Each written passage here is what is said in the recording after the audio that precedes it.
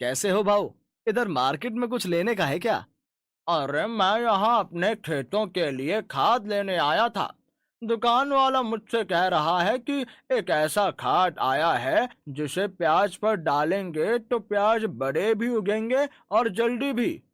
फिर तो जरूर कोई गड़बड़ होगी। जो चीज प्रकृति के हिसाब से तैयार होती है वही अच्छी होती है। किसानों की ये बात सुनकर रामेश्वरम के कान खड़े हो जाते हैं। मुझे भी बताओ भाऊ, कौन सी दुकान वाला है जिसने ये बोला है? पहला किसान रामेश्वरम को दुकान बता देता है। अपने बेटे जतिन को स्वेटर दिलाने के बाद रामेश्वरम उस दुकान वाले के पास जाता है। भाऊ, मेरे को पता चला है कि तुम एक ऐसा खाद बेच रहे हो जो प्याज की खेती पर डालेंगे तो वो जल्दी पक जाएगा और प्याज अच्छे भी होंगे। अरे मेरे पास बहुत अच्छी खाद आई है। आजकल इन सब चीजों के बगैर अच्छी खेती होना नामुमकिन है। जब तक चीजों को ट्राई नहीं करोगे तो पता कैसे चलेगा कि वो अच्छी है या। तुम बिल्कुल बराबर बोलता भाऊ। औरों का मेरे को नहीं पता। तुम मेरे को वो खाद दे दो। रामेश्वरम खुशी खुशी घर आ जाता है।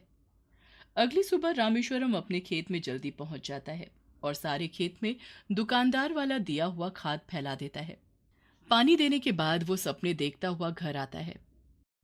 इस बार की मेरी प्याज की फसल इतनी अच्छी होगी कि मेरी सारी गरीबी दूर हो जाएगी। फिर मैं एक खेत और खरीद लूंगा और उसमें भी प्याज की खेती करूंगा। और इस तरह साल दर साल मेरे पास बहुत सारे पैसे हो जाएंगे। क्या हुआ? बड़ा मुस्कुरा रहे हो? तुझे पता है, कल मैं जब मार्केट जतिन को स्वेटर दिलाने गया था, वहीं एक खाद की दुकान है। उस खाद वाले ने मुझे ऐसी खाद दी है जिसे मैं अभी प्याज के ऊपर फैलाकर आया हूँ। इस बारी हमारी फसल और समय से जल्दी तैयार हो जाएगी और प्याज भी बढ़िया लगेंगे। क्या खाद वाले से गांव वालों ने भी खाद खरीदा है? अरे इस गांव वालों को अकल ही कहाँ है। यहाँ के किसान तो बस बाल की खाल निकालना जानते हैं। जब मेरी बढ़िया प्याज की फसल देखेंगे तो सब जल भुन जाएंगे। देवा रे देवा, मेरे को तो समझ में नहीं आता कि आपको अकल कब आएगी। अगर वो खाद खराब निकला तो हमारी फसल खराब हो जाएगी, और आपने तो सारे खेत में ही वो खाद फैला दी है। तुम क्या जानो खेती बाड़ी करना। तुम्हें तो बस घर में बैठकर नुक्स निकालना आता है। देवा देवा, इन्होंने जो किया सो किया, पर हमारा खेत खराब मत होने देना। 2 दिन बाद रामेश्वरम अपने खेत में फिर जाता है और वो देखता है कि उसकी प्याज की खेती बहुत अच्छी हुई है। सारे पत्ते हरे हरे और बड़े बड़े हो गए हैं। अरे रामेश्वर भाऊ, खेतों में ऐसा क्या डाला है? तेरी फसल तो 2 दिन में ही बड़ी बड़ी दिखाई दे रही है। अच्छा, मुझे तो ऐसा नहीं लग रहा। लगता है इस बारी तुम्हारी फसल बहुत अच्छी होगी। मेरी मानो, जैसे ही फसल तैयार हो फटाफट निकाल देना। आजकल तो हम लोग 2 बारी भी प्याज की फसल उगा सकते हैं। देखूंगा देखूंगा। अभी तो फसल तैयार होने में टाइम है। देखते ही देखते फसल तैयार हो जाती है। रामेश्वरम की फसल और किसानों से ज्यादा अच्छी और जल्दी तैयार हो गई। सब किसान उसकी फसल देखकर अचंभा कर रहे थे, और रामेश्वरम तो फूला ही नहीं समा रहा था। वो अपने खेतों से सारा प्याज निकालकर बोरियों में भरकर अपने घर के कमरे में रख देता है। लालच मत करो, अपना प्याज अभी निकाल दो। अभी दाम भी अच्छे मिल रहे हैं।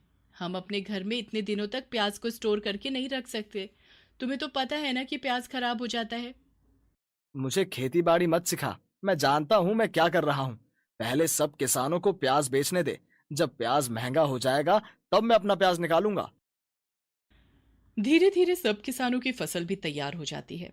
सब किसान अपनी फसल प्याज मार्केट पर चल रहे रेट के हिसाब से निकाल देते हैं।